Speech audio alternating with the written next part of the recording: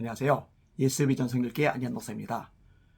미국 마피아 조직폭력배, 그 중에서도 이제 파워를 가진 행동대장 출신이던 사람이 예수 믿고 변화가 되었습니다. 마이클 프란체스라는 사람입니다. 마이클 프란체스. 이 사람이 카포로짐이라는 계급을 가졌는데 조직의 일을 직접 처리하는 리더급 인물이죠. 보수 다음 위치라고 할까요? 어쨌든 굉장히 무시무시한 위치에 있던 사람입니다. 그러다 보니 온갖 범죄에 노출이 되겠죠. 18차례 체포가 됩니다. 감옥 생활을 꽤 오래 합니다. 근데 감옥에 있는 이 프란체스에게 교도관이 성경을 선물을 해준 거예요. 예수 믿는 교도관이 한 영혼을 소중히 여기고 불쌍히 여기는 마음으로, 사람 마음 주님의 심정으로 성경을 선물을 해준 거예요. 자, 독방에 29개월 동안 갇혀 있었다고 하는데요. 그 29개월 동안 독방에 혼자 있으니 얼마나 외롭고 답답하겠어요? 그러니까 교도관이 준 성경을 읽은 거예요. 성경을 읽다가 예수님을 만났어요. 삶이 변화가 되었습니다. 그리고 이제는 기독교 작가이자 연설가로서 왕성하게 활동을 합니다. 이분이 이런 말을 했어요. 교회에서 메시지를 전달할 때 지옥과 영원한 저주에 대한 건전한 두려움을 갖는 것은 중요하다. 하나님의 심판에 대해서 두려움을 갖는 것. 잘못된 두려움, 왜곡된 두려움이 아니라 건전한 두려움을 갖는 게 필요하다. 맞는 말이죠. 그 두려움이 없기 때문에 신앙생활이 엉망진창이 되니까요. 자, 감옥에 있는 이 프란체스에게 성경을 주었던 교도관, 진짜 멋진 일을 한 거죠. 이게 하나님의 말씀, 성경의 위력입니다. 사실 사람이 구원받으려면 거듭나야죠. 거듭나지 않으면 천국에 들어갈 수 없다고 요한복음 3장 5절에 예수님이 말씀하셨어요. 사람이 물과 성령으로 거듭나지 않으면 하나님 나라에 들어갈 수 없느니라. 3장 3절에 성령으로 거듭나지 않으면 하나님 나라를 볼 수 없다고 예수님 또한 말씀하셨어요. 무엇으로 거듭납니까? 말씀이잖아요. 베드로전서 1장 23절에 너희가 거듭난 것이 썩어질 씨로 된 것이 아니요 썩지 아니할 씨로 된 것이니 하나님의 살아있고 항상 있는 말씀으로 된 것이니라. 그러므로 모든 육체는 풀과 같고 그 모든 영광은 풀의 꽃과 같으니 풀은 마르고 꽃은 시드나 주의 말씀은 세세토록 있도다 하셨으니 내가 너에게 전한 복음이 곧 이 말씀이라. 그러니까 강단에서 말씀이 전해져야 돼요. 성도들이 말씀을 읽도록 해야 돼요. 왜냐? 말씀이 들어갈 때 거듭나서 천국에 갈 수 있는 자격이 생겨나기 때문입니다. 말씀이 들어가지 않고는 거듭날 수가 없고 거듭나지 않으면 구원받을 수도 천국에 갈 수도 없기 때문입니다. 믿음으로 구원받잖아요. 그러니 믿음은 들음에서 나고 들음은 그리스도의 말씀으로 말미암느니라. 자, 믿음으로 구원을 받는데 무엇으로 믿음이 생긴다고요? 말씀이 들어갈 때 구원받는 믿음이 생기는 거예요.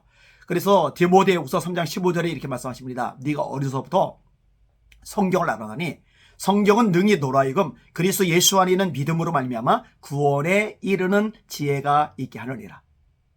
요한복음 20장 31절입니다. 오직 이것을 기록하면 너희로 예수께서 하나님의 아들 그리스도이심을 믿게 하려 하며 너희도 믿고 그 이름을 힘입어 영생을 얻게 하려는 것이라.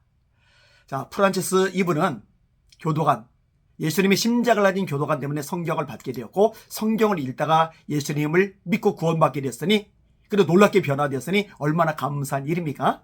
근데 정말 비참하고 불행한 일이 뭐냐? 교회를 다니는데 말씀을 접하지 못하는 사람.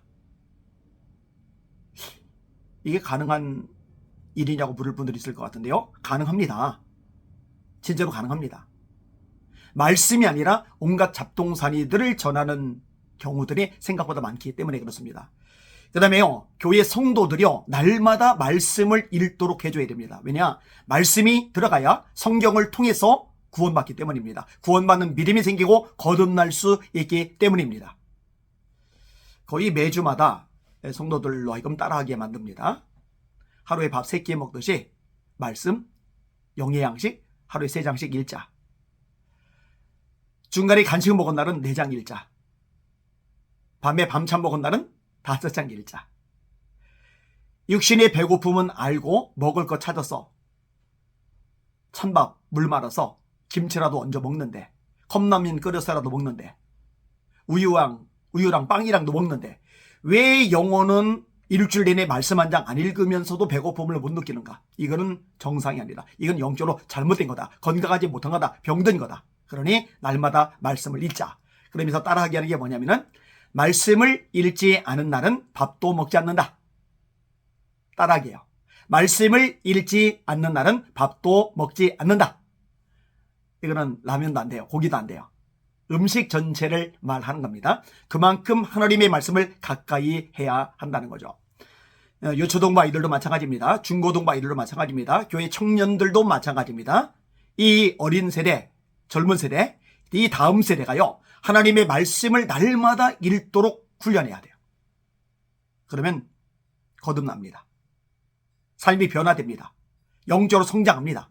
비전을 가지게 됩니다. 능력이 생깁니다. 여러분, 예수님이 원수마귀를 물리치실 때 말씀으로 물리치시잖아요. 기록하시되 사람이 떡으로만 살 것이 아니요 하나님의 입에서 나오는 모든 말씀으로 살 것이니라 하셨느니라. 기록하시되 주 너희 하나님을 시험치 말라 하셨느니라. 기록하시되 주 너희 하나님께 경배하고 다만 그를 섬기라 하셨느니라.